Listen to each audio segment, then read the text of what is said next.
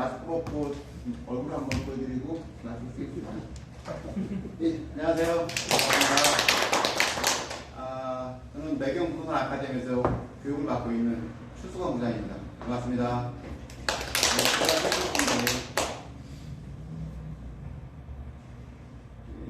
본과정은 직직기 교육과정 14기고요.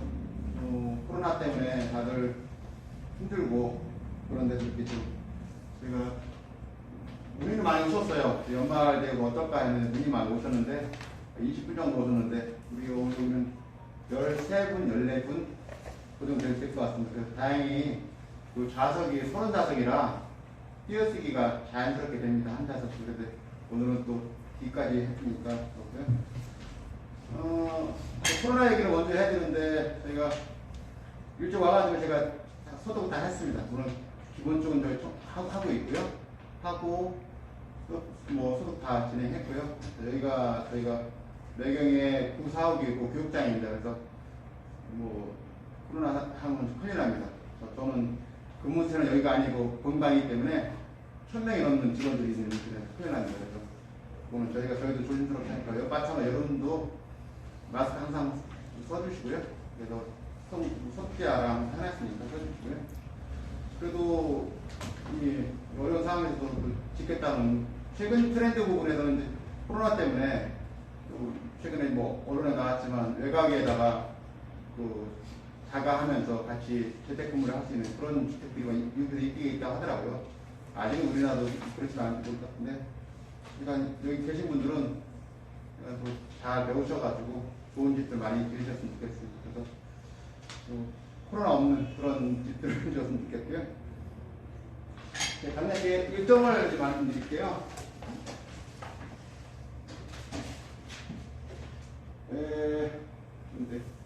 저희가 총 7강으로 구성되어 있습니다. 오늘 매주 수요일 날 진행하고 7시부터 10시까지 진행합니다. 그리고 보이지 않는데 여러분들 책이 다 보일 겁니다. 그리고 12월 19일 날 토요일 날은 명일동에 있는 이따 말씀드릴게요. 밥사를 진행할 거고요. 처음부터 개요부터 해가지고 또 토지, 뭐 설계, 시공, 인테리어, 뭐 일단은 모든 수익형 부분까지 총망라했습니다. 예, 저희 교수님들은 저희가 총 7분이 저희가 강의를 해주시고요. 이건 저희가 19일날 그 명일동에 있는 답사 갈 때입니다. 토요일날 10시에 뵐 거고요. 10시부터 한 2시, 12시 반까지 2시간 반 정도에서 요거는 전에 답사했던 내용이에요. 그리고 요거는 그러니까 두 건물이고 이거 헐었어요. 이거 어린이집인데 아마 어린이집 요새 다 안 되니까 헐은 것 같아요. 헐어가지고 진행하는데 이거 다 중간에 안내해 줄 겁니다. 헐어가지고 지상 1층, 지하 1층, 지상 6층으로 해서 그 도시형 상하시스템으로 해서 짓고 있는데요. 많이 올라갔다고 하더라고요. 저희가 날씨가 추울 수 있겠지만 안에서 강의하고 시공사 대표가 직접 시공 관련해서 본 에피소드부터 진행하는 과정. 지난번 현장 강의 내용 답사한 내용입니다. 저희가 뭐 일단 스프리도 좀 항상 했는데 스프리는 일단은 시기를 봐서 한번 할 겁니다. 시기를 봐서 할 건데 계속 이렇게 되면 좀 넘어갈 것 같고요. 한번 하면서 저희가 한번 할 거고요. 뭐 장소고요.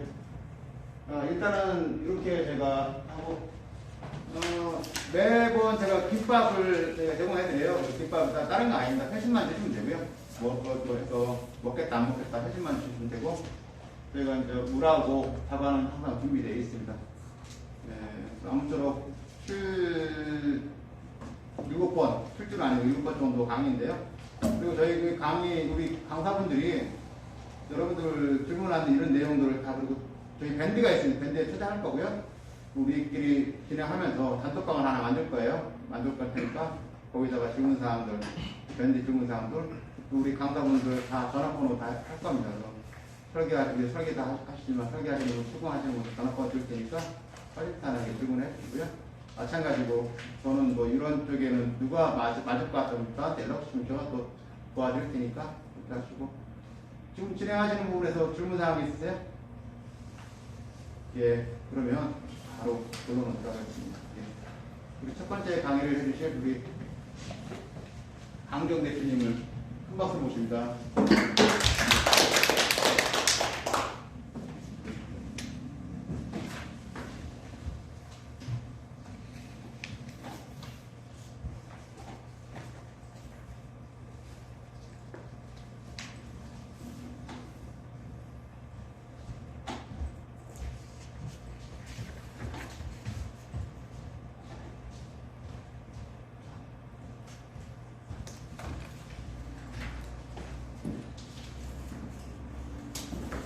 예, 감사합니다.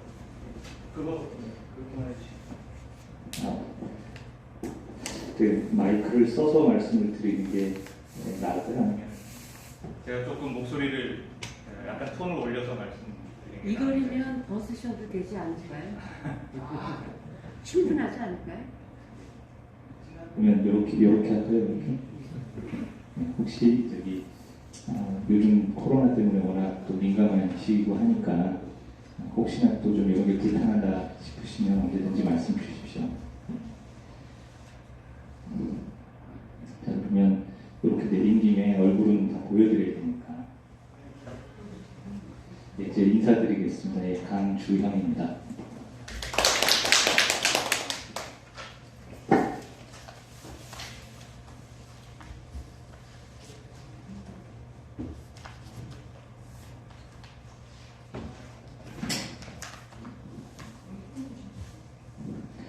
매경과 함께하는 집짓기 강좌에 오신 여러분들을 환영합니다.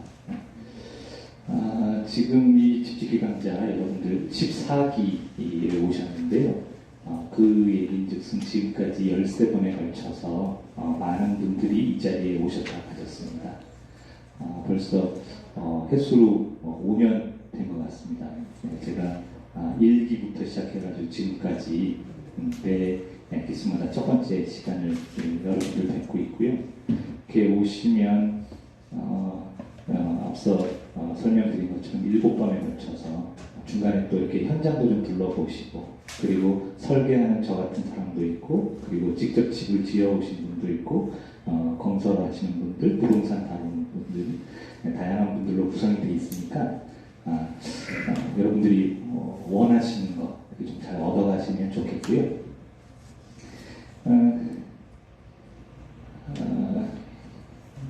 그렇습니다. 사실 이게 A에서 Z까지 과정이다 보니까 오시는 분들의 이 니즈가 다 다르세요. 지금까지 해보면 대략 보면 오시는 분들 중에 한 절반 정도 분은 이제 집을 좀 언젠가 지어보시겠다. 당장이든 아니면 언젠가든. 그리고 또 나머지 절반의 반 정도 되시는 분들은 이걸로 한번 이 이후에 나의 생활을 위한 투자 개념으로 수익형이라든지 또 이런 거에 관심 있으신 분들도 많고요. 나머지 분들 중에서는 이 업계에 종사하시는 분들 중에서도 조금 더 또 지식과 정보 확보 차원에서 오시는 분들도 계시더라고요. 그래서 오시는 분들이 워낙 천차만별인데다가 어떤 분들은 이미 집도 이미 여러 채 지어보신 분도 오세요. 이제 그러다 보니까 수준을 맞추기가 쉽지 않지만 그래도 저도 가급적이면 좀 폭넓게 말씀을 드리려고 노력할 거고요. 그 다음에 다음 강의 시간 분들도 마찬가지일 테니까 여러분들 거기서 좀 이렇게 골라서 잘 가져가시길 바라겠습니다. 저는 생강나무 건축사 사무소를 운영하고 있는 강주형입니다. 아주 가끔 실물보다 사진이 낫다고 하는 분이 계세요. 그래서 꼭 한번 넣어봅니다. 여기 이렇게 많은 거 이거 안 읽으셔도 되고요. 지금은 건국대학교에서 아주대학교에서 학생들도 가르치고 있습니다. 일단 본격적으로 시작하기 전에 제 소개를 한 5분 정도 드리면서 약간 이렇게 좀 몰랑몰랑하게 좀 머리도 좀 풀고 하시면 되지 않을까 싶어서 벌써 이렇게 교재 안 보셔도 됩니다. 교재 안 보셔도 되고 저는 약간 독특한 재료를 물론 다른 일반적인 건물들도 다 합니다. 다 하는데 저는 컨테이너를 활용한 건축도 하고 있어요. 이것만 한다는 뜻이 아니라 이것도 하고 있습니다. 이거는 해상 우송용 컨테이너고요. 실제 모양 이렇게 생긴 걸 다루고, 요거는 이렇게 바닷가에나 또는 컨테이너 선에 보면 발견할 수 있는 그런 산업 재료죠. 산업 재료를 활용해서 이제 건축하고 있는데요. 여기 이제 이런 걸 좀 보여드리면 흥미로워하셔서 보여드리는 겁니다. 이제 일반적인 거 보여드리면 뭐 다른 분들도 다 하시는 거니까. 그래서 뭐 이렇게 2층 주택 간단하게 쌓아서 그다음에 이렇게 이런 공공에서 또 찾으셨던 거예요. 그래서 고가도로 밑에 이렇게 그 이제 좀 이제 이거는 서울시에서 신용불량 되셔서 혹시 이제 집을 나와서 떠도시는 분들 좀 이렇게 수용하려고 했던 희망주택이었고요.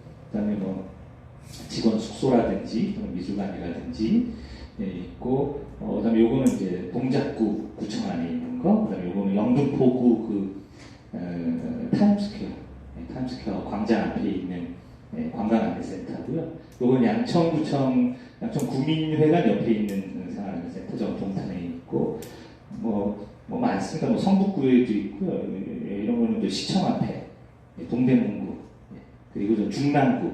제가 어쩌다 하다 보니까 서울 시내 한 10몇 개 이렇게 곳곳에 있습니다. 그래서 지나가시다가 혹시 약간 독특하게 생긴 컨테이너 잘라서 만든 게 있다 그러면 제 생각 한번 떠올려 주시면 됩니다. 지금 현재 전부 다 그 컨테이너를 예, 지금 보여드리는 거는 다 해서 다 쓰고 있는 거예요. 예, 요거 저 중랑천변 꼭대기에 장미숲길에다가 해서 동네 도서관 같은 거고, 이건 인천의 공연장입니다. 근데 이게 쌓아가지고 가운데가 공연장으로 쓰고 있는 거예요. 그러면요 지금 여기 사용하신 거하고 우리가 보통 쓰는 그 컨테이너하고 그 사이즈 차이가 나요? 아, 예. 제가 충분히 설명을 드릴게요. 자, 이렇게 해보시면 어떨까요? 제가 중간에 그래도 한번 휴식 시간 갖겠습니다. 그래서 휴식 시간 전에도 혹시 궁금하신 질문 한번 하시고요. 그 다음에 끝날 때쯤에 조금 길게 질의 시간을 한번 가져보겠습니다. 한번 잘 기록해 두셨다가 그때 물어봐 주시면 되고요. 그래도 지금 질문 주셨으니까 지금 제가 보여드리는 건 몽땅 앞서 보여드린 해상 운송용 컨테이너입니다. 그래서 우리가 길에 가시다가 저기 건설 현장에서 보는 그 약간 가설로 되어 있는 그런 사무실 같은 데서 쓰는 컨테이너는 만든 컨테이너거든요. 그런 거는 뭐 100만 원, 150만 원짜리면 사는데 그런 거는 철판도 얇고 크기도 달라요. 이 운송용 컨테이너는 지구의 어느 나라를 갈지 모르는 겁니다. 왜냐하면 수출품을 싣고 그 나라를 가서 다시 트럭에다 싣고 도로를 달려야 되기 때문에 전 세계 공통 사이즈입니다. 그래서 약간 사이즈가 달라요. 그래서 이게 이제 가장 최근에 연천에 이렇게 서울에 사시는 분이 별장으로 해가지고 컨테이너 3개를 해서 지었습니다. 여기 100유리 주택이 있고요.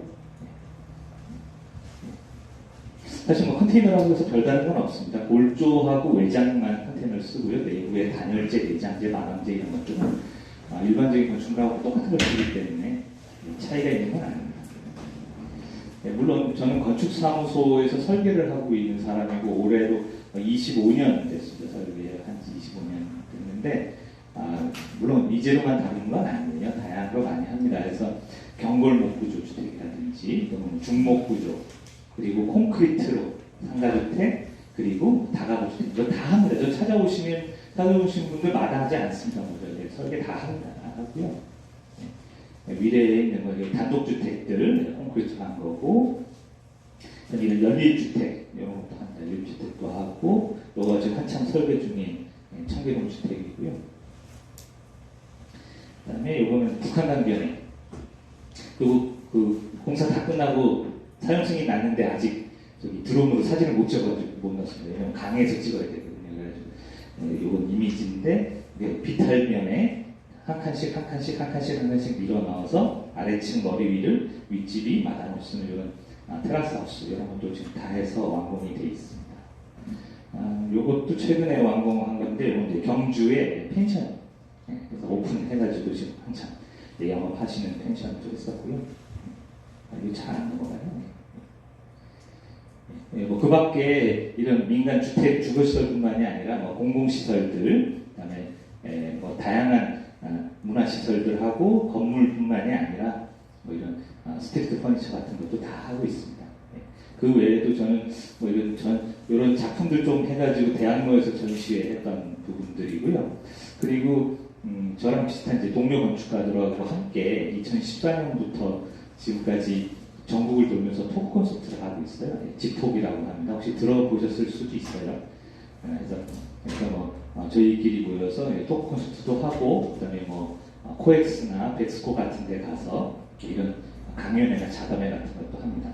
그리고 얼마 전에는 서울 시민건축학교에서 제가 또 강의를 한번 한 적이 있어요. 자, 이렇게 뭐 일단 약간 좀 이제 모두 전환을 위해서 간단하게 제 소개 조금 드려봤고요.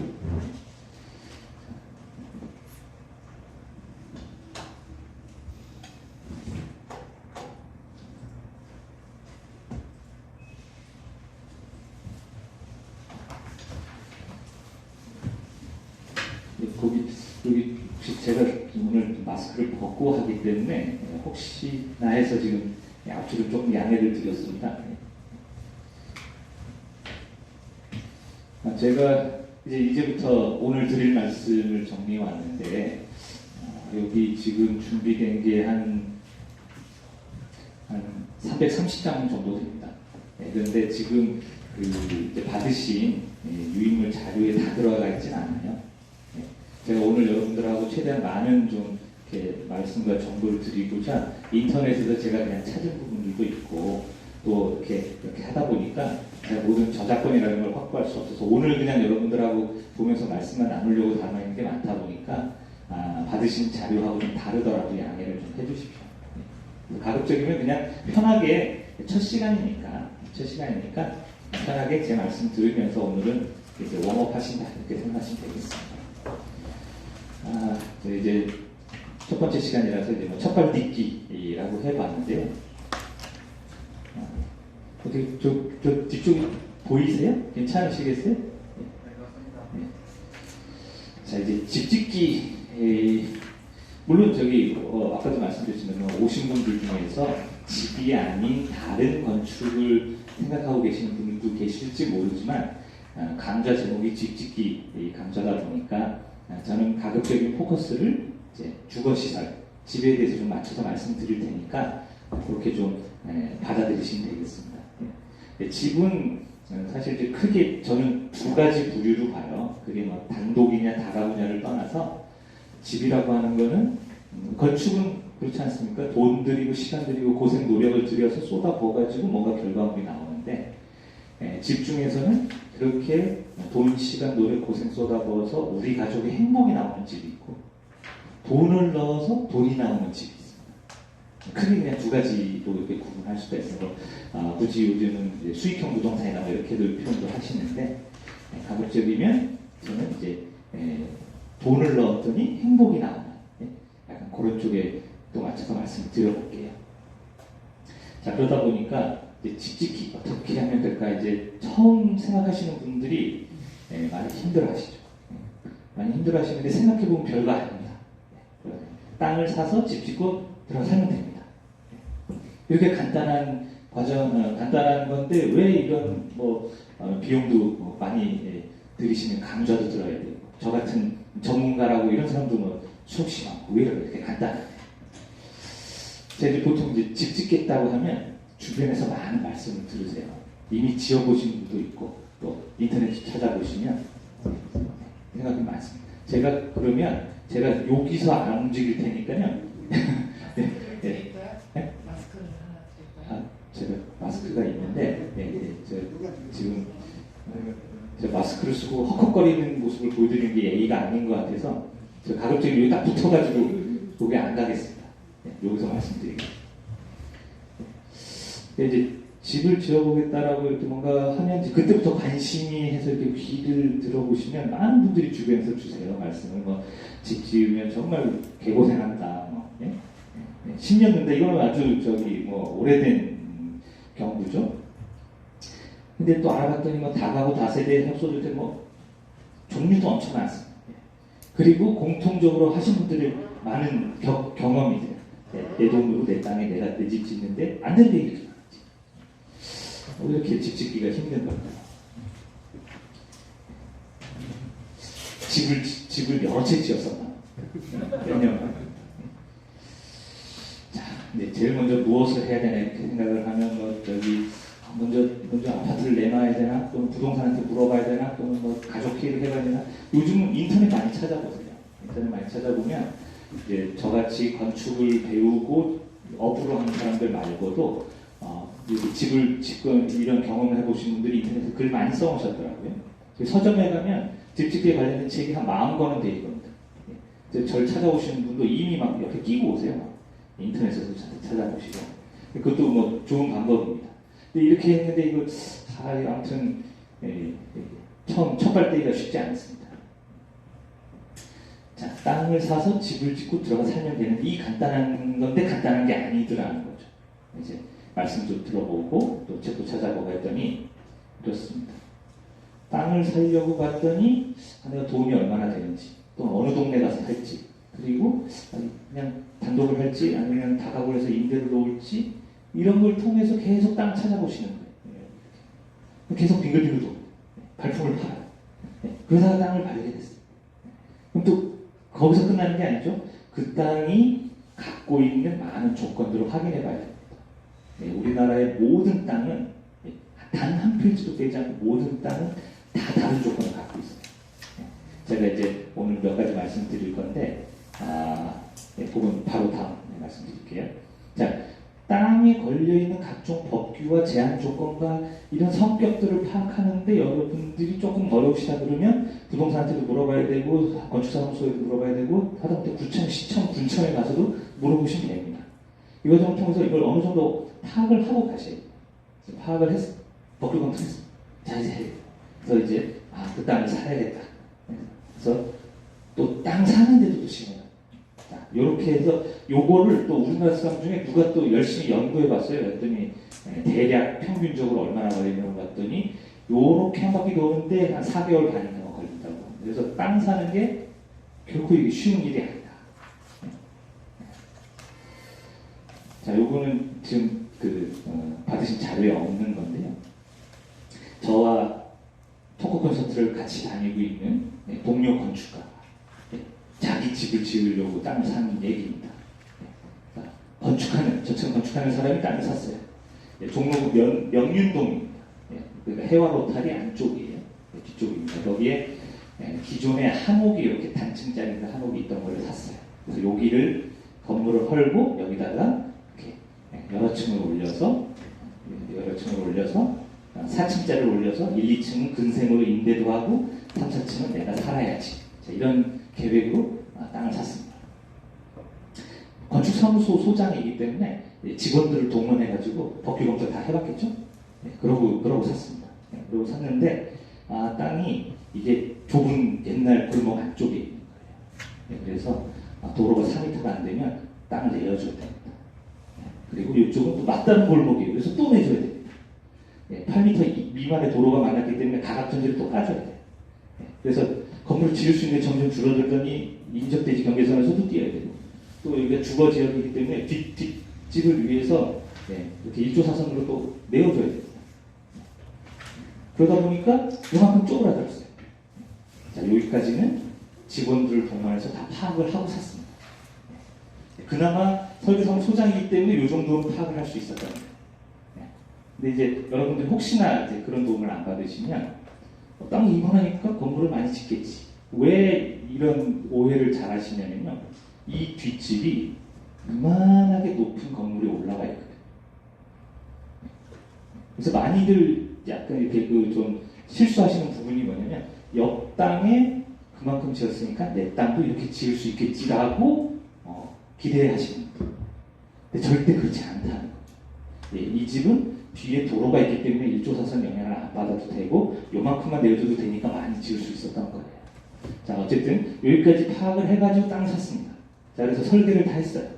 집을 지으려고 땅을 파봤더니 여기 서울은 600년이 넘은 곳이잖아요. 더더군다나 해화동은 사대문 안쪽입니다. 조금만 파면 뭐가 나와요. 도자기 파편도 나오고 뭐가 나옵니다. 문화재 발굴 조사를 해봐야 돼요. 문화재 발굴 조사를 해야 된답니다. 그런데 발굴 조사는 비용이 들잖아요. 그러면 정부에서 지원금이 나오긴 합니다. 내 땅에다가 건물 지으려고 발굴 조사를 해야 되니까 지원금을 다오하고 신청을 하면 한 3년 후에 나옵니다. 왜냐면 이렇게 줄 서 있기 때문에. 그럼 그때까지 안 지을 수 없잖아요. 그래서 내 돈 들여서 조사를 합니다. 조사를 했어요. 그랬더니 뭐가 많이 나왔어요. 역시나 뭐가 많이 나왔어요. 이렇게 신기하게 생긴 뭐 주춧돌 같은 것도 나오고 많이 나왔어요. 그러면 다행히 그다지 가치가 높지 않다 해가지고 건물을 지을 수 있는 걸로 판정이 났습니다. 자, 그래서 요 분이 그렇게 해서 나온 주춧돌 이런 거 옛날 돌 나중에 건물 다 지으면 여기저기 좀 꾸며야지 해가지고 한쪽에다 잘 모아놨는데 땅 파는 포크레인 기사분이 다 깨버렸어요. 돌이죠. 그래서 그것도 날려먹고 땅을 팠습니다. 물이 나오기 시작했어요. 땅속으로. 그래서 결국은 또 설계 변경도 하고 공사 변경을 해서 흠막이도 해야 되고 지하층도 결국은 포기할 수밖에 없었어요. 이런 부분은 앞서서 보여드린 것처럼 직원들을 동원해가지고 법규범 탄다고 해서 알 수 있는 부분이 아니에요. 그렇게 해가지고 시간도 늘어나 돈도 수천만 원 더 썼습니다. 그리고 지하층 포기하게 되고. 뭐 이거 역시나 서울시 저기 종로구나 이런 데는 뭐가 많습니다. 여기 이건 다른 케이스인데 단성사 근처에 있는 건물이에요. 지상 5층짜리 근생을 하나 지으려고 봤더니 이 땅이 지구단위 계획구역에 있고 방화지구고 문화재 발굴도 해야 되고 밑에 지하철 3호선 지나간다고 지하철 협의도 해야 되고 심의도 2건이나 받아야 되고 또 500제곱미터 넘었다고 할 게 엄청 많습니다. 그러니까 땅이 눈에 보인다고 해서 다 할 수 있는 게 아니에요. 물론 이렇다고 해서 건물을 못 짓는 건 아닙니다. 할 수는 있어요. 그러나 뭔가 많이 해야 된다. 이런 거죠. 자, 땅을 산다 하나만 지금 얘기했는데 벌써 저 지칩니다. 땅 사는 거 쉽지 않아요.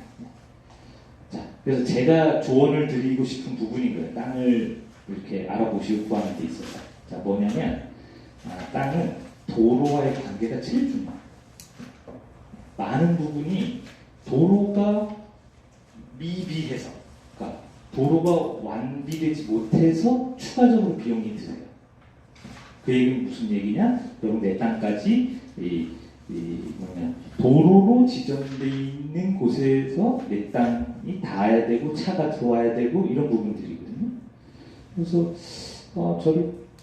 그리고 이제 두 번째 연결되는 이야기입니다만 눈에 보이는 현황을 그대로 믿으면 안 된다. 자, 우리나라의 지금 이 모든 지적도와 땅에 대한 모든 서류들은 일제시대 때부터 측량되어 오고 정리되어 오던 것들이 오랜 세월 지나면서 조금씩 이래가지고 제가 이 자리에서 감히 말씀드릴 수 있는데 지적도하고 현황하고 맞는 땅 우리나라에 하나도 없어요. 어떤 땅이 맞냐면요. 저기 신도시 개발한 곳 있잖아요. 택지 개발한 곳. 거기는 개발하면서 LH공사나 이런 데서 맞춰서 도로를 깔았기 때문에 거기는 그나마 생긴 모양을 가서서 이렇게 보시면 보도블럭 경계석으로 이렇게 돼 있으면 내 땅 여기가 보다 하면 됩니다. 그런데 그렇지 않은 곳은 눈에 보이는 거랑 서류랑 100% 다르다고 보시면 돼요. 요즘은 이제는 많은 분들의 이런 것들이 올라가서 조금 덜한데 불과 몇 년 전만 해도 뉴스에 심심치 않게 나왔습니다. 뭐냐면 양평, 가평 같은데 기획부동산을 잘못 사셨다, 사기당했다. 그래서 어디 가봤더니 이렇게 삼지탈에 이렇게 땅을 깎아가지고 집 지을 수 있게 이렇게 해놓고 차도 이렇게 올라오는 도로도 있고 해가지고 1번, 2번, 3번, 4번 해가지고 개발이 돼 있어서 땅을 사고 보니까 집 지을 수 없는 땅. 그런 경우 뉴스에 많이 나왔었습니다. 요즘은 그나마 조금 덜해요. 덜한데 그런 사기가 가능했던 게 뭐냐면 누구한테 손 붙잡고 가보면요 도로가 다 돼 있어요. 아스팔트로 포장돼 있고 차가 올라가고 이렇게 땅 이렇게 정지 다 돼 있고 그럼 여기다 건물만 지을 것 같으면 될 것 같은데 알고 보면 그게 아니라는 거죠. 그래서 절대 눈에 보이는 걸 그대로 믿으시면 안 돼요. 현황이 이렇고 서류가 이런데 둘이 다르면 허가관청에서는 서류를 따릅니다. 그래서 반드시 서류로 확인하셔야 돼요. 그리고 우리나라는 평지가 잘 없잖아요. 다 경사지잖아요. 그러면 경사지를 극복하기 위해서 윗땅, 아랫땅 사이에 이렇게 사면 내지는 뭐가 있어야 되지 않습니까? 요게 또 내 땅 안에 들어오면 땅 그만큼 다 깎아먹는 거거든요. 자, 그래서 절대 눈에 보이는 걸 믿으시면 안 된다. 절 찾아오신 분 중에 그런 분들 종종 있으세요. 주변 땅에 비해서 되게 좋은 시세로 샀다. 되게 저렴하게 나왔다. 그래서 제가 한번 같이 갔습니다. 역시 싼 이유가 있었어요. 도로에는 다 있는데 도로공사는 이제 그 개발하는 뭐 시나 또는 LH가 해놨습니다. 근데 이 땅 자체가 3m를 깎아가지고 도로는 여기 있는데 땅이 이 위에 있는 거예요. 그러니까 하늘에서 내려다보면 지적도로 보면 깔끔하게 생겼습니다. 땅에 도로가 다 있어요. 현장을 가봤더니 땅의 높이가 이만큼 높아요. 그러면 도로에서 차를 끌고 내 땅에 들어가려고 또 다 깎아내야 되고 아니면 지하를 파가지고 뭘 해야 되고 그렇게 해서 차가 들어가는 것까지 만들어 놓는 게 결국 땅값입니다. 자, 그래서 제가 오늘 이 말씀 드릴 거예요. 몇 번 더 드릴 겁니다. 싼 건 다 이유가 있습니다. 그러니까 싸게 나온 거라고 절대 좋아하지 마세요. 제가 200% 확신에 차서 말씀드리겠습니다. 싼 건 다 이유가 있습니다. 자, 이렇게 힘들게 해서 땅을 샀어요. 자, 이번에 이제 집을 지어보겠다고 나섰습니다. 그랬더니 이제 어떤 건물을 지을까? 우리 단독주택을 지을 건물 하다가 이제 건축사랑 상담도 합니다. 상담도 하고 허가권자랑 협의도 반드시 해보셔야 돼요. 이걸 그냥 믿고 맡겨놓지 마시고 내가 이 땅에다가 다가구를 짓겠다, 집을 짓겠다. 군청, 시청에 가셔가지고 만나보시면 됩니다. 그러면 담당 공무원께서 또 유의할 점을 잘 알려주세요. 협의도 해보셔야 됩니다. 그리고 이제 설계를 하는 거예요. 설계를 하면 기획설계, 계획설계, 기본설계, 실시설계 저는 이렇게 합니다. 자, 이렇게 해요. 근데 제가 이제 집을 짓는다는 이 산업 분야에 다양한 분들이 업을 영위하고 계시는데 다른 분들을 제가 폄훼하려고 말씀드리는 건 아닙니다만 이제 여러분도 가끔 만나보시면 이제 공사하시는 분이 그거 설계 뭐하러 맡기냐 자기한테 집 지어달라고 하면 그냥 해줄게 설계 그냥 해줄게 싼 건 다 이유가 있는 겁니다. 그렇게 해서 했더니 2주 만에 야 그럼 200만 원만 있으면 200만 원만 주면 설계 다 되지. 제가 그래서 도면 12장으로 집 짓는 분도 봤어요. 저로서는 이해가 안 됩니다. 도면 어떻게 12장으로 저 2층짜리 주택의 모든 부분을 다 설계할 수 있는지. 저는 혹시 나중에 물어보실지 몰라서 그러는데 2층짜리 단독주택을 설계하더라도 최소 4개월 정도 걸립니다. 설계하는 데만요? 예? 설계하시는 설계하는데 4개월 정도 걸립니다. 예. 그러면 어쨌든 이런 거 좋습니다. 제가 살 집이 아닙니다. 사실 분들이 있으신 거잖아요. 그분들의 라이프 스타일과 원하는 거를 제가 또 다 흡수해야 됩니다. 그분들이 어떻게 살고 뭘 원하시는지 알아내는 시간도 필요하고 그 다음에 기획설계나 계획설계를 통해서 여러 안도 만들어서 이런 모양에서 어떤 게 좋으시는지 계속 맞춰가야 됩니다. 계속 맞춰가다가 기본 설계 단계에 가면 그러면 이제 재료는 어떤 걸 쓰고 공법은 어떤 걸 쓰고 설비는 어떤 걸 쓰고 이런 걸 다 정해야 됩니다. 그리고 나서 공사용 도면을 그리는 거예요. 최소 4개월 정도 걸립니다. 여기다가 인허가 기간이 드는 거예요. 그런데 집 설계 그거 그림 몇 장 그리면 되지 2, 3주 한 달 이렇게 생각하시면 안 됩니다. 자, 죄송하지만요. 기획하고 계획하고 제가 헷갈려요. 이제 요 잠깐 그럼 설명을 드리면요. 이제 그 기획 설계는 디자인하기 전 단계에서 앞서 말씀드린 것처럼 법규를 체크해보고 이 땅에 주요하게 걸려있는 게 무엇인지 그다음에 이 땅에 건물을 지으면 얼마나 볼륨으로 어느 높이까지 지을 수 있는지 그런 것들을 주로 법규와 제약 조건에 맞춰서 검토해보는 걸 기획설계라고 보시면 되고요. 기획설계로는 알 수 없는 게 바로 뭐냐면 얼마나 이쁘게 생겼냐 어떤 모양이냐 그거는 계획을 해봐야 아는 거예요.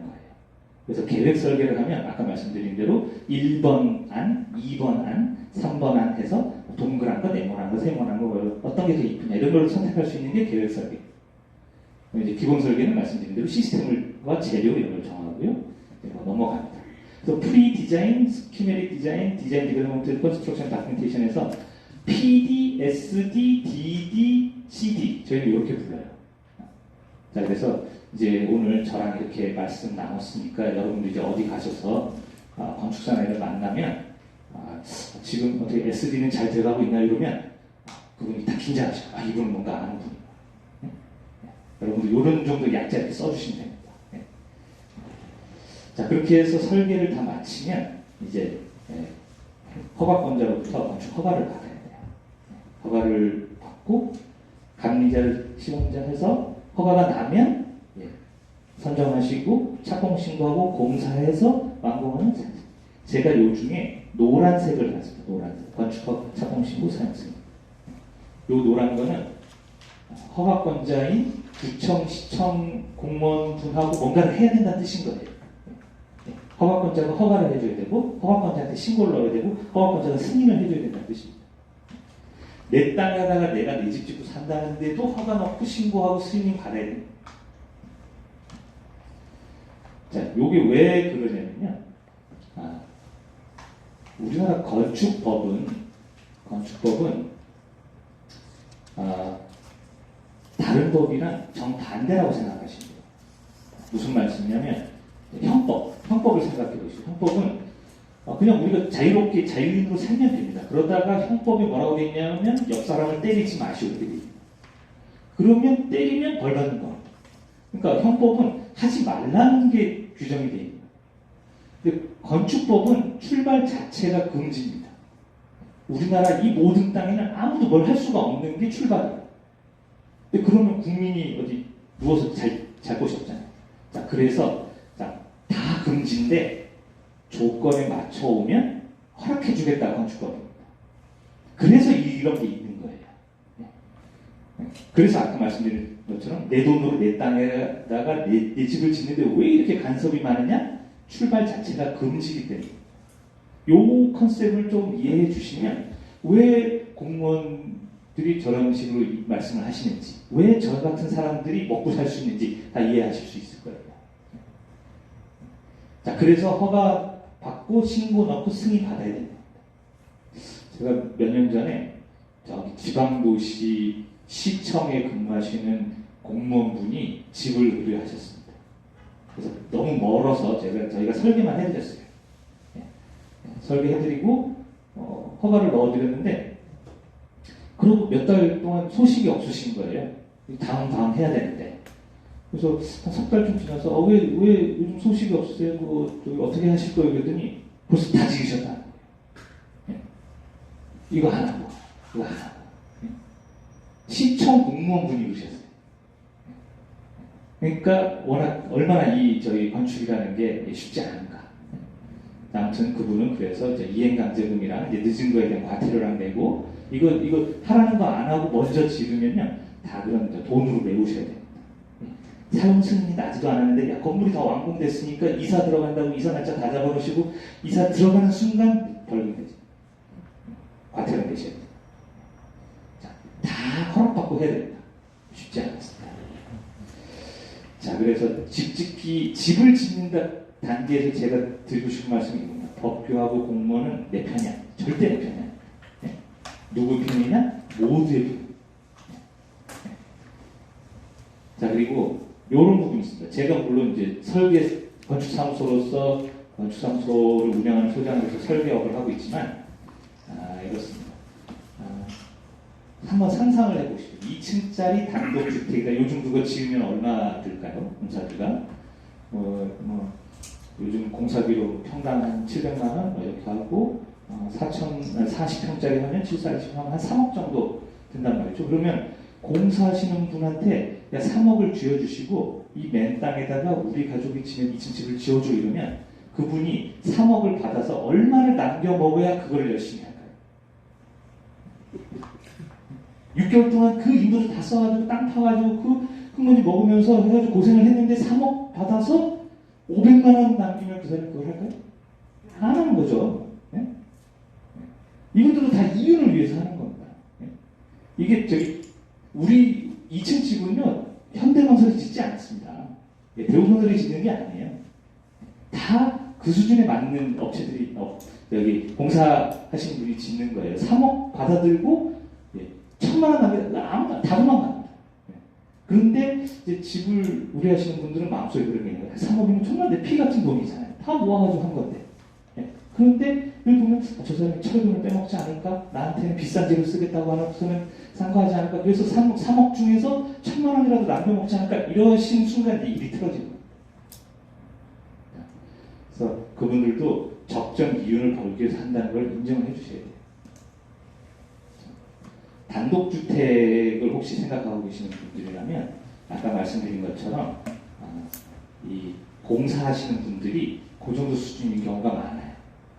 그분들은 되게 요 부분이 마진이 박해요. 그래서 조금만 그게 틀어지면 그분들은 안 하는 게 낫습니다. 그래서 도망가는 현장이 수두룩해요. 자, 아무튼 싸고 좋은 건 어렵다. 아까도 말씀드렸습니다. 땅값이 옆 땅보다 싸다? 절대 좋아하실 일이 아니다. 그 다음에 건설하시는 분을 만났는데 A, B, C 세 분을 만나봤는데 이분이 3억 말씀하시고 3억 3천 말씀하시는데 이분이 2억 5천에 주겠다? 분명히 뭔가 문제가 있어요. 집 짓기 첫 시간에 오셔가지고 뭔가 희망에 차서 우리 가족을 위한 집도 짓고 그 다음에 돈도 벌어보고 하려고 했는데 제가 시작하자마자 막 땅 사는 것도 어렵고 집 짓는 것도 어렵고 이렇게 너무 좌절하신 게 아닌가 해서 급하게 모두 전환, 태세 전환에 집 짓기는 즐거움 그럼에도 불구하고 즐겁게 만들려면 어떻게 해야 되느냐 그게 제가 오늘 앞으로 2시간 동안 여러분한테 말씀드릴 포인트입니다. 자, 집 짓기를 즐거운 집 짓기를 위한 몇 가지 제안. 어떤 분은 가족이 오셔서 저한테 가족이 살 집을 해서 제가 설계를 해드렸는데 시작하고 중간에 그 집의 초등학생 딸이 저한테 편지도 써서 우리 집이 생긴다는 건 어떤 의미인지 그래서 온 가족이 같이 그 여행을 누려보는 거예요. 집 짓는 거를 힘들다고 염려해 두면요 계속 힘들어요. 그렇지만 즐거운 명령을 끌고 오시면 즐거울 수 있습니다. 기술과 가치의 균형은 제가 오늘 후반부에 말씀드릴 요 얘기가 요겁니다. 진료는 의사에게 하고 약은 약사에게 하는데 설계는 왜 공사하시는 분한테 하는가? 설계는 설계하는 사람한테, 감리는 감리하는 사람한테, 공사는 공사하는 사람한테. 1대 10대 100의 법칙은 원래 이게 마케팅 분야에서 나온 걸로 제가 알고 있어요. 자, 그런데 요거를 제가 집짓기, 우리 이 건축에다가 좀 응용을 하면 이렇습니다. 설계 단계에서 일의 노력과 비용으로 고민하면 해결됐을 문제가 그때 놓쳐서 공사 단계에서 그 부분을 해결하려고 하면 10의 비용이 들고 그것도 그냥 지나가서 집 짓고 살다가 비세면 100의 비용이 듭니다. 자, 이 말씀은 앞이 중요하다는 거예요. 그래서 설계 2주 만에 끝내시면 절대 안 됩니다. 적어도 이 강좌에서 오늘 저를 보셨기 때문에 앞으로 여러분들께서는 앞이 중요하다. 인정을 좀 해주시면 좋겠습니다. 자, 그리고 혹시 오신 분들 중에서 이제 내가 아파트 팔고 집을 좀 짓고 살아보겠다 하신 분들은 절대 집 먼저 내놓으시면 안 돼요. 이 집을 짓는 과정은 사실 아무리 계획을 잘해도 부정확한 요소가 들어있습니다. 그런데 뒤를 먼저 정해놓으시니까 아파트를 벌써 내놓으셨어요. 그래가지고 내년 11월에는 이사 나가야 돼. 그래서 뒤를 정해놓고 일을 하시면요 그때부터 쫓기십니다. 그래서 전형적으로 시공사와 계약서를 쓰는 그 순간 을로 바뀌시는 거예요. 돈은 내 주머니에서 나가는데 시공사가 큰 소리 치는 겁니다. 왜냐면 나는 마음이 급하거든요. 당장 아파트 팔렸으니까 이제 그때 나가고 해야 되는데 안 그러면 지금 다 보내고 오피스텔 생활해야 되는데 이렇게 내 뒤를 짜가 놓으시면요 몰리십니다. 그래서 시간은 항상 넉넉하게 보셔야 돼요. 자, 사람 대 물건. 혹시 아파트에 거주하시는 분들 이사 이렇게 하시려고 보면 베란다에서 짐이 끝도 없이 나오잖아요. 도대체 저 물건이 더 우리 집에 있었나 싶을 정도로 나와서. 그래서 설계를 의뢰하러 오신 분들 중에 이렇게 막 목록을 써갖고 오는 분이 계세요. 자, 우리 집에 있는 가구, 장, 책상, 그러니까 이게 다 들어가는 집을 설계해달라고. 그러면 인간을 위한 공간은 어디 있느냐. 자, 아파트의 베란다도 분명히 내 주머니에서 나간 돈으로 만든 겁니다. 그게. 그런데 명칭이 보너스 공간 약간 이렇게 있다 보니까 마치 공짜로 내가 얻은 것 같은 느낌이 있는 거예요. 그런데 어쨌든 내 주머니에서 나왔습니다. 그런데 단독주택을 하신다는 거는 무슨 손잡이 하나, 저기 이렇게 베란다든 발코니든 그 타일은 전부 다 내 주머니에서 나가요. 그 아까운 돈 들여가지고 공간을 만들어가지고 전부 다 가구 집어넣으신 거예요. 그래서 포커스를 조금 더 사람에 옮기면 좀 즐겁다 이런 거고요. 눈에 보이지 않는 곳에 돈을 많이 써야 된다. 이런 것도 좀 기억해 두시면 좋은데 이렇습니다. 이제 좀 시공을 약간 좀 이렇게 설렁설렁 하시는 분한테 집을 의뢰하셔서 집을 지으시면 이렇습니다. 벽 속에 단열재가 뭐가 들어가 있는지도 모르고 다 넣었는지도 모르고 섞어보는 걸 썼는지도 모르고 한데 문손잡이 좋은 거라, 등 좋은 거라, 벽지 좋은 거라. 거기에 혹하시면 안 된다. 집 짓는 과정이 이렇습니다. 여러분들이 만약에 2층 집을 짓는데 아까 3, 4억 말씀드렸는데 한 10억을 쏟아붓겠다 하시면 걱정 없지만 집을 짓는다는 것은 다 한정된 예산으로 행위를 하시는 거거든요. 그러면 필연적으로 뭐냐면 한정된 자원을 효과적으로 투입하는 걸 하시는 겁니다. 그러면 어디다가 돈을 더 많이 써야 되냐는 거죠.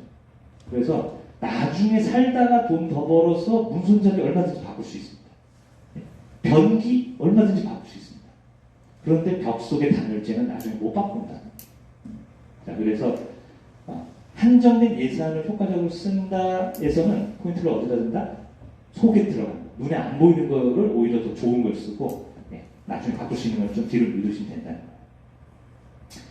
자, 요거까지 말씀드릴 건데 즐거운 집 짓기 제가 오늘 말씀드리는 거의 목표입니다.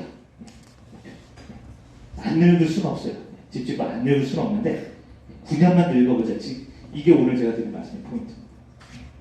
자, 법 기준의 시각으로 스마트하게 했는데 이건 뭔지 한번 보시죠. 건축법은 아까 제가 뭐라고 말씀드렸냐면 다 안 된다, 안 된다니까 된다라고 건축법이 있습니다. 근데 그게 다 뭘로 주로 주어져 있냐면 용도하고 규모로 법에 정해져 있습니다. 그래서 이 두 가지를 정하는 게 집 짓는, 발 딛는 거에 거의 절반 이상은 이미 다 하신 거예요. 절반 하신 거예요. 자, 그런데 규모는 주로 이렇습니다. 건축법에서 뭐 할 수 있는 게 이런 것밖에 없잖아요. 그러니까 20제곱미터가 넘으면 반드시 허가를 받아야 된다. 그리고 신고로 안 된다. 85제곱미터까지는 국민주택 규모이기 때문에 부가세를 깎아주겠다. 안 받겠다. 그 다음에 200제곱미터가 넘으면 내진 설계를 해야 된다. 부터 해가지고 이렇게 해가지고 이 단계별로 제한조건들이 다 있어요. 그래서 제가 스마트하게 계획을 하시라는 게 무슨 얘기냐면 난 우리 집을 지어볼래 해가지고 335제곱미터 이런 걸 하실 필요가 없다는 뜻인 거죠. 이런 게 이제 스마트해져야 된다. 88제곱미터 하겠다. 그러실 필요 없다는 거예요. 그냥 85를 하시는 게 차라리 낫다는 거죠. 자, 그래서 이런 기준들 때문에 해야 되는 게 많이 있으니까 이것도 전문가하고 함께 같이 고민하시면서 규모도 스마트하게 선정하고 용도도 중요합니다. 용도도 이제 우리가 주변에서 동네에서 많이 보시는 거예요. 다가구와 다세대. 다가구 다세대. 생긴 건 똑같이 생겼습니다. 그런데 이게 다가구냐 다세대냐? 그렇죠? 자, 건축법에서 다루기를 다가구 주택은 단독주택의 범주에 들어있습니다. 다세대 주택은 공동주택의 범주에 들어있습니다. 범주가 다르니까 출발이 달라서 받고 있는 규제들이 엄청 달라요. 그래서 다가구 주택은 그냥 단독 지으시듯이 하시면 됩니다. 그런데 다세대 주택은 아파트 짓듯이 보셔야 됩니다.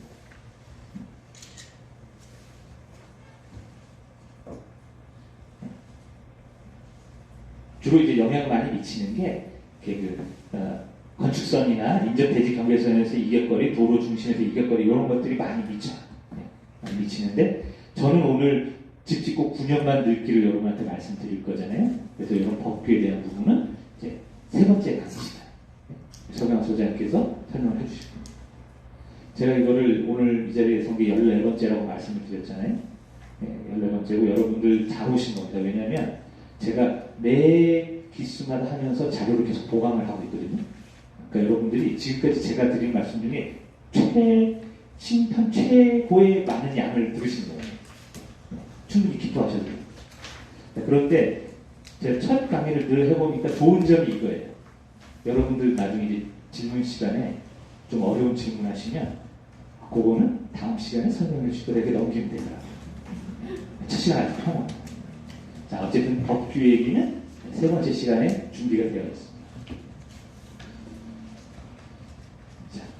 자, 이제 첫발 어쨌든 내 맘대로 되는 게 하나도 없어 보이지만 그래도 좀 이렇게 하면 좀 재밌지 않겠나 이런 희망을 일단 품고 시작을 해보시죠.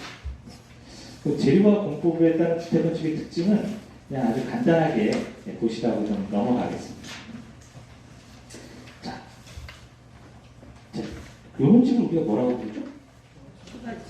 요건 뭘까요? 기와지. 초가를 얹었으니까 초가지?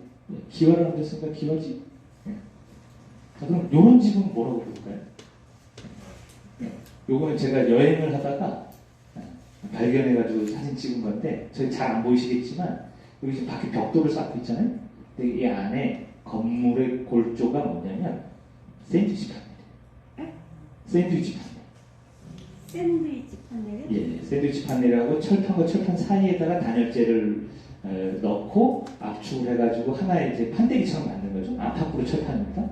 그러니까 그게 뭐 창고나 이런 데 많이 쓰여요. 왜냐면 단열재와 약간의 단단한 골조가 함께 거기다 마감, 외장 마감까지 함께 한 방에 돼 있기 때문에 저렴을 많이 씁니다. 샌드위치 판넬을 세워서 집을 짓고 벽돌을 붙이면 이 집은 벽돌집일까요? 자, 집을 규정하는 건 집입니다. 초가를 얹으면 초가집이고 벽돌을 얹으면 벽돌집인가. 건물 뭐 어려운 것 같지만 되게 단순합니다. 예. 단단하게 서 있는 뼈대인 구조지, 그리고 벚꽃 축구 때문에 단열지, 그리고 여기 지붕이니까 방수가 필요하지만 안쪽은 내장재 마감재. 이렇게 그냥 심플해요, 종류가. 자, 그러면 이 중에 어떤 걸 기준으로 해가지고 우리가 우리 집은 벽돌집이요, 우리 집은 초가집이요, 우리 집은 기와집을 할 건가 하는 거죠.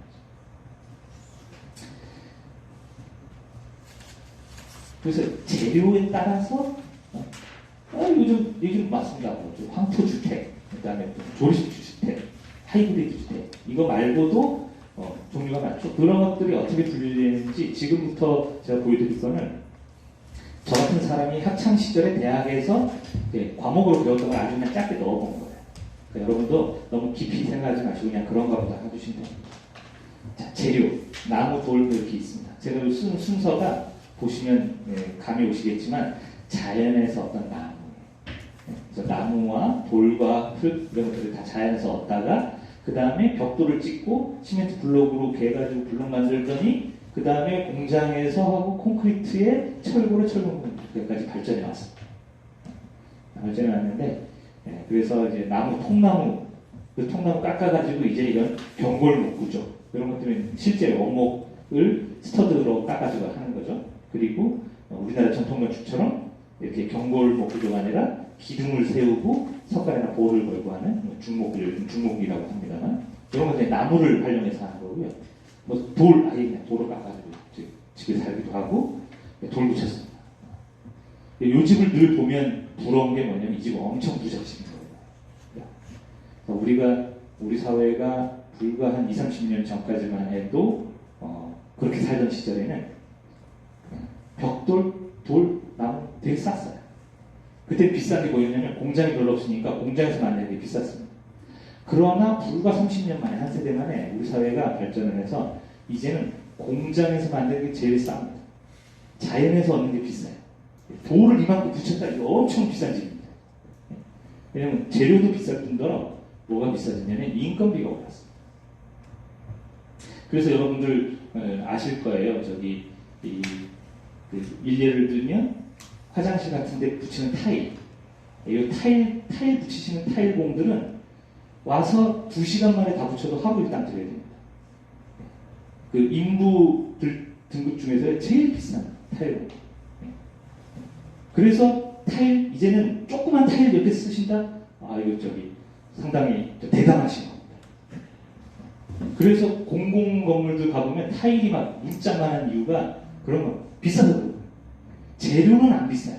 인건비가 비싸졌습니다. 그래서 벽돌, 요즘 벽돌 이렇게 아까 그것처럼 보면요, 이 벽돌 쌓는 공 이거 인건비 상당합니다. 그럼 뭐가 싸냐? 공장에서 찍어내는 알루미늄 판넬 이런 게 싼 거예요. 그래서 요즘 공공 건물들 보시면 알루미늄 판넬로 이렇게 옛날 저 KT 건물처럼 만들어 놓은 이유가 그게 싸서 그래요. 그럼 더 싼 게 뭐냐? 이렇습니다. 작은 요소를 가지고 이만한 면을 만드는 벽돌 쌓아가지고 벽 만드는 것보다 부재 하나가 커지는 게 이제 비용이 저렴한 거고, 점점 커지다가 아예 면을 통으로 발라버리는 게 제일 저렴한 거. 그래서 스토코. 그러니까 이제 주택이나 이런 거 보시면 벽돌 벽인 집도 있고 돌 붙인 집도 있는데, 돌판 이런 거 붙인 집도 있는데, 스토코나 요즘은 잘 안 쓰는 드라이비트처럼 면을 그냥 아예 이렇게 바른 것도 보시잖아요. 그냥 면을 통으로 하는 게 오히려 상대적으로 저렴합니다. 지금은 작은 재료를 이렇게 한다 비쌉니다. 인건비가 올라가서 우리 사회도 그렇게 됐습니다. 그래서 혹시 저기 여러분도 가보셨는지 모르지만 벌써 한 10년, 20년 전에 미국에 가면 공공건물, 제가 그때 아마 시청을 잠깐 갔던 것 같아요. 건물이 엄청 퀄리티가 안 좋은 거예요. 마감도 다 이상하고 아무튼 그때 봤더니 건물 자체를 PC로 지었습니다. PC는 프리캐스트라는 뜻이거든요. 네, 콘크리트는 우리가 현장에서 거푸집을 이렇게 판때기 짜놓고 거기다가 레미콘 불러가지고 콘크리트 부은 다음에 굳으면 떼내잖아요. 이거는 현장에서 하니까 인부들이 다 와가지고 거기서 뭐 지지고 볶고 다 해야 되는데 이걸 공장에서 하는 거예요. 네, 공장에서 일정한 크기 사이즈로 다 계획된 사이즈로 공장에서 아예 콘크리트를 다 굳혀가지고 그걸 싣고 와서 딱딱딱딱 조립을 합니다. 그게 제일 싼 게 돼요. 미국은 인건비가 워낙 비싸기 때문에 현장에서 공공건물 전부 다 PC로 짓습니다. 우리 사회도 이제 그렇게 되고 있습니다. 자, 되게 짧게 지나가려고 했는데 이거 벌써 이렇게 말씀 많이 드렸네요. 자, 이제 흙으로 집졌다가 요즘 이렇게 그 황토 블럭 이런 것도 많이 나옵니다. 흙으로 찍어낸 건데 요 사이사이 전부 다 공극이 있어요. 그래서 요 자체가 단열 성능도 일부 또 해줍니다. 뭐 요런 제품도 있어요. 이런 제품도 있고, 그 다음에 이제 우리 어린 시절에 맨날 발로 차고 놀았던 벽돌도 있고, 그 다음에 시멘트 블럭, 그리고 ALC라고 이 콘크리트 안에다가 미세한 기포를 함께 넣어서 만든 경량 콘크리트, 경량 기포 콘크리트라고 하는데, 이게 가벼우면 크기에 비하면 가벼우면서도 톱으로도 잘리고 이래서 요거 쌓으면 단층 집 정도는 충분히 골조 역할도 하면서 아주 쉽고 빠르게 만들 수 있는 뭐 그런 것도 돼요. 그 다음에 요거 쌓으면 이렇게 이제 ALC 블럭 쌓아가지고 이렇게 한 게 있고요. 그리고 가장 우리 사회에서 흔히 보는 철근 배너에 콘크리트 들이붓고 하는 거, 그리고 철골, HB 같은 철골, 그리고 이제 그 경량 목구조 방식을 나무가 아닌 시스터드 철골로 한 경량 철골로 한 경량 철골 뭐 이런 것도 있습니다. 자, 그리고 시공 방식에 의해서 구분을 하면 현장에서 뭔가를 지지고 볶을 거냐, 아까 말씀드린 것처럼 공장에서 만들어 온 거를 조립을 해서 할 거냐. 그래서 현장이냐, 공장. 이건 현장 설치 시공이니까. 그리고 이렇게 현장에서 막 물을 써가지고 막 하는 습식이 있는가 하면 물 안 쓰는 건식도 있습니다. 그 다음에 이제 구성 방식이라고 해서 이건 골조의 방식인데 프레임 방식. 그래서 우리 전통 건축물처럼 우선 막대기형의 재료들이죠. 그런 것들을 세워서 기둥하고 얼기설기 해가지고 프레임을 짠 게 있다면 벽돌이든 블럭이든 돌이든 이런 거를 이렇게 쌓아서 그걸 이제 조적식이라고 메인스미라고 하고요. 그 다음에 우리가 가장 많이 보는 콘크리트는 들이붓고 다 부숴서 떼내면 이거 통으로 일체화가 돼요. 이거 이제 일체식이라고도 하고요. 그 밖에 특수한 구조 이런 식으로 하는데 지금 이거 다 외울 필요 없으세요. 이거는 저같이 이거 대학에서 건축 배울 때 배웠던 겁니다. 그래서 여러분도 알아두시면 한번 들어보시면 좋을 것 같아서 보여드리는 거고요. 이제 뭐 보기둥 방식, 보하고 기둥. 예, 이거냐. 그 다음에 뭐 벽식이냐. 이 두 가지는 설명을 드리면, 이렇게 보시면 돼요. 지금 우리가 이만한 공간에 여러분들이 와서 여기 이 공간을 쓰려면 이 바닥을 우리 몸무게 이런 걸 내리눌러야 되니까 이 슬라브를 지지해야 되는데 이걸 어떻게 지지할 건가 하는 거죠. 그래서 두 가지 방식이 있습니다. 이 슬라브를 밑에서 벽들이 받치고 있으면 벽식이고요. 이 슬라브를 보가 한번 닫아주고 그 보로 이동한 하중이 또 끝에 가서 기둥으로 내려보내면 그게 보기둥 방식입니다. 자, 그래서 지금 있는 이 건물은 보기둥 방식입니다. 여러분들이 많이 보시는 오피스 건물부터 시작해서 거의 다 보기둥 방식이에요. 근데 벽식도 우리 주변에 많습니다. 대표적인 게 뭐냐면 아파트예요. 여러분들이 사시는 아파트에는 천연 다 뜯어보셔도 윗집에 슬랍을 받치는 보가 없어요. 그냥 다 벽으로만 받쳐져 있습니다. 이제 벽식은 그런 거고요.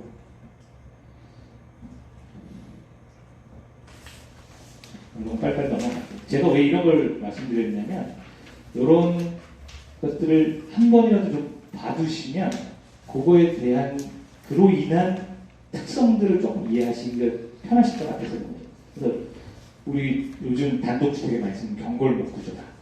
경골목 구조는 재료는 나무를 쓰는데 방식은 프레임 방식이에요.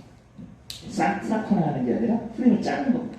그리고 얘는 보기둥 방식이 아니라 벽으로 지지하는 벽식이고 현장에서는 물을 거의 쓰지 않는 건식 공법으로 진행하면서 공장이 아닌 현장에서 하는 거구나.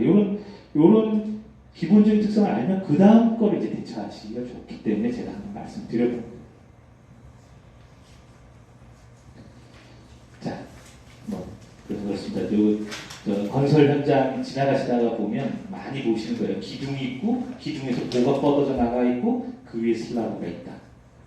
근데 저희 같은 기술적으로는 정반대입니다. 방향이 슬라브의 하중을 받아야 되는데 그거를 보로 보내서 보가 하중을 받고 그 보 끝에서 기둥이 수직으로 내려보내는 요게 이제 보기둥 방식이고요. 예, 아파트 벽으로만 지지하는 벽식이고 요 두 가지 방식을 그대로 나무로 하면 나무로 기둥 세우고 구하면 이제 중목 구조라고 요즘 부르는 부분들이고요. 아파트처럼 벽으로만 지지하면 그게 요즘 많이 하는 경골목 구조 방식이 됩니다. 그 밖에 이제 이런 부분들이 있습니다.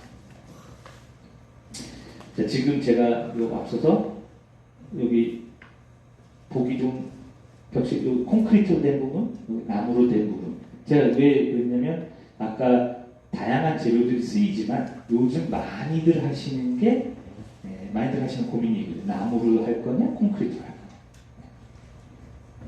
이것 또한 또 선택이 되고 막 고민이 되는 와중에 여러 생각이 드시는 거예요.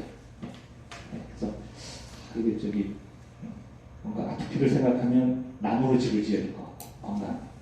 근데 또 불나면 나무로 홀라당 다 버리니까 콘크리트를 해야 될 것 같고. 이거 어떻게 해야 되지? 자, 제가 결론을 먼저 말씀드리고 하면 이렇습니다. 결론은 뭐냐면 지금 제가 앞서 보여드린 여러 가지 방식들도 있었잖아요. 자, 그런 것들이 왜 여러 가지가 존재하고 왜 이 고민이 존재하냐면 이 중에 하나가 승리하지 못했기 때문에. 그러니까 무슨 말씀이냐면 요즘 유행하는 나무로 짓는 집이 만약에 이런 고민을 싹 다 하고 콘크리트 짓는 거를 압도할 정도로 장점이 많으면 전부 다 그걸 할 거예요. 근데 그렇지 않고 뭔가 고민이 된다? 아직 둘 다 고만고만하다는 겁니다. 둘 다 장점과 단점이 있는 거예요. 건축에 쓰이는 여러 재료 중에서 제가 생각할 때 저기 이제 코엑스나 킨텍스나 이렇게 건축 박람회 혹시 종종 가보시잖아요. 가보시면 물론 생활재, 가구 이런 것도 많이 나와 있는데 저 같은 사람이 보라고 단열재, 내장재도 많이 나옵니다만 제가 볼 때 제일 종류가 많은 재료가 단열재. 단열재는 진짜 천차만별입니다. 예? 그리고 지금 이 순간에도 자기 집 베란다에서 열심히 연구하시는 분들 많아요. 어떻게 하면 좀 더 성능이 좋은 단열재를 개발할까. 그런데 그게 그렇게 많다는 이유는 뭐냐면 어느 하나가 독점적으로 승리하지 못했기 때문에. 자, 그래서 내 상황에 맞고 장단점에 따라서 선택을 하시면 되는 거예요. 이것도 마찬가지입니다. 나무로 집을 지을까 콘크리트로 집을 지을까 고민은 그래서 이제 찾아오신 분 중에 오실 때부터 이미 딱 굳은 마음이 있으신 분이 많으세요. 나무 나이가 안 돼. 불량불량 타버려. 무조건 콘크리트. 이런 분도 계시고요. 난 무조건 나무로 집을 지을 거야. 이렇게 오시는 분도 계세요. 근데 그런 분들 중에 대부분을 제가 보니까 뭐냐면 이런 거죠. 나무로 집을 지으면 홀라당 타버리기 때문에 요걸 하면 요즘 뭐 이런 유해물질 많이 나온다고 해서 요거. 뭔가 아쉬운 거죠. 선택을 해야 되는데 이쪽의 장점을 선택을 하는 게 아니라 제가 안 좋으니까 이걸 하지. 또 얘가 안 좋으니까 제가 하는. 기왕하는 선택이면 긍정의 선택을 좀 하시면 좋겠네요. 자, 아토피, 그 경골목 구조에 쓰는 OSB 합판 같은 경우에는요, 완전히 본드 덩어리입니다. 지금 그 나무로 짓는 집이 아마 이렇게 그 슈퍼맨의 눈으로 띠띠띠 보면요, 완전히 그냥 그 독극물로 활활 불타게 나올 거예요. 그만큼 유해물질이 많습니다. 그런데 왠지 나무로 하니까 친환경적이고 건강 좋을 것 같다 이렇게 생각이 드는 뿐인 거예요. 물론 그런 분이 계세요. 아파트에 살 때는 우리 집에 애가 아토피가 되게 심했는데 저기 단독주택, 경골목구리로 단독주택 지었더니 애가 아토피가 나왔어. 그거는 나무 때문에 나온 게 아니라 마당에 있는 집에 가지고 애가 집안이 아니고 계속 들락날락 해가지고 그래서 나온 거예요. 자, 이제 이건 좀 지나가고요. 자, 경골목 구조, 단열 성능과 기밀 성능이 좋다라는 평가를 받고 있습니다. 그리고 현장이 깨끗해요. 왜냐하면 물을 안 쓰고 건식으로 많이 하기 때문에. 그리고 건물의 골조 자체, 뼈대 자체를 얇은 스터드, 나무를 깎아 만든 스터드를 세워서 하기 때문에 건물 자중이 가벼워요. 그리고 일본이나 이런 데 예를 보더라도 나무를 프레임 방식으로 했기 때문에 지진에 좀 더 강한 면이 있습니다. 자, 그런데 단점도 있어요. 단점은 뭐냐면 경골목 구조는 스터드를 세워서 벽체를 만들고 그게 지지하기 때문에 스터드를 자르는 창을 낼 수가 없습니다. 그래서 경골목 구조로 지은 집에 가로로 긴 통창을 내기는 힘들어요. 뭐 그런 자유롭지 못한 거 이런 게 있고요. 콘크리트, 콘크리트 하면 그거에 비하면 내가 원하는 모양대로 동그라면 동그란 대로 뭐 꿀렁꿀렁하면 그대로 이렇게 만들면 찍어 나옵니다. 자유로운 면은 있어요. 그리고 여기 강도 내부 대화성. 물론 콘크리트 집 불타면요, 뼈대는 그 콘크리트 벽은 그냥 남아요. 그만큼 뭐 그 자체로 내화 성능이 있긴 있지만 그래도 또 단점이 없는 게 아니죠. 단점이 없는 건 아니고 뭐냐면 수정이 어려워요. 한번 여기서 콘크리트 벽체 생기고 나면 저기 잘못 만들었어 이러면 그거 잘라내려면 엄청 걸립니다.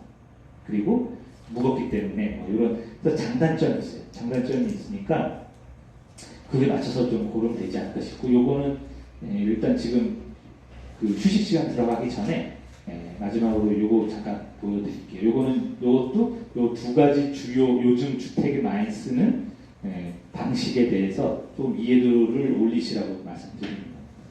자, 경골목 구조는 자, 요거를 평면이라고 생각하시면 돼요. 벽을 이렇게 잘랐다. 벽을 이렇게 잘라. 그러면 이런 나무를 깎아 만든 스터드라고 하는 나무를 이렇게 쭉쭉 세웁니다. 이렇게 쭉 세워요. 그리고 나무에다가 바깥쪽에다가 OSB 합판, 구조용 합판을 못질해서 박으면 요게 골조예요. 요게 서 있습니다. 그리고 요 사이에다가 단열재를 채워요. 그리고 석고보드 대고 벽지 바르고 여기도 또 방수하고 밖에다가 뭘 붙이고 외장재 붙이고 요렇게 해가지고 벽체가 구성이 돼요. 경골목 구조. 자, 콘크리트로 하면 건물이 단단하게 서 있는 구조체 자체가 콘크리트 벽이고 콘크리트 벽이고 그거 뭐 아니든 바뀌는데 요거 이제 바뀌죠. 바깥쪽에 단열재를 대고 그리고 외장재 안쪽으로는 콘크리트 벽에다가 바로 뭐 벽지 바르거나 페인트를 칠할 수도 있지만 면이 고르지 않으니까 각상을 대고 석고보드나 이런 걸 대고 여기다가 뭐 페인트를 칠하거나 벽지 바르고 이런 식으로 구성이 돼요. 이게 가장 일반적인 모식도입니다. 여기에 창문이 있어요. 창문. 네. 창문 중에서 유리는 단열재로 저희가 봅니다. 이중유리든 삼중유리든 요 사이에 진공이든 아르곤가스든 요게 단열 역할을 해주다고요. 열을 끊어주는. 예. 자, 그런데 이제 요 집을 봅시다. 요 집을 보시면 여기 단열선이 오다가 단열재가 여기 있는 거예요. 여기가 연결이 안 돼요. 자, 그래서 열이 요리 새요. 열이 새서 주로 여기에 결로가 생깁니다. 창틀 주변에 열교가 생기는 거예요. 그리고 유리는 단열이었는데 유리를 잡고 있는 프레임이 단열이 안 되는 경우들이 많아요. 일반적인 프레임을 하면. 여기가 단열이 안 됩니다. 그래서 여러분들 혹시 뭐 예전에 지은 집이나 이런 거, 또 옛날 집 이런 데 가보시면 막 겨울철이나 이런 데 막 그 스키 맺히고 결로 생기면 여기서 생기는 게 아니에요, 사실은.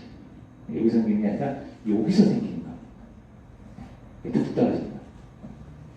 이렇게 빵꾸가 나요. 여기도 마찬가지로 단열재를 넣고 단열재를 넣었는데 요거는 골조인 나무 때문에 단열재가 안 들어가서 어쨌든 상대적으로 볼 때 열이 여기 있습니다.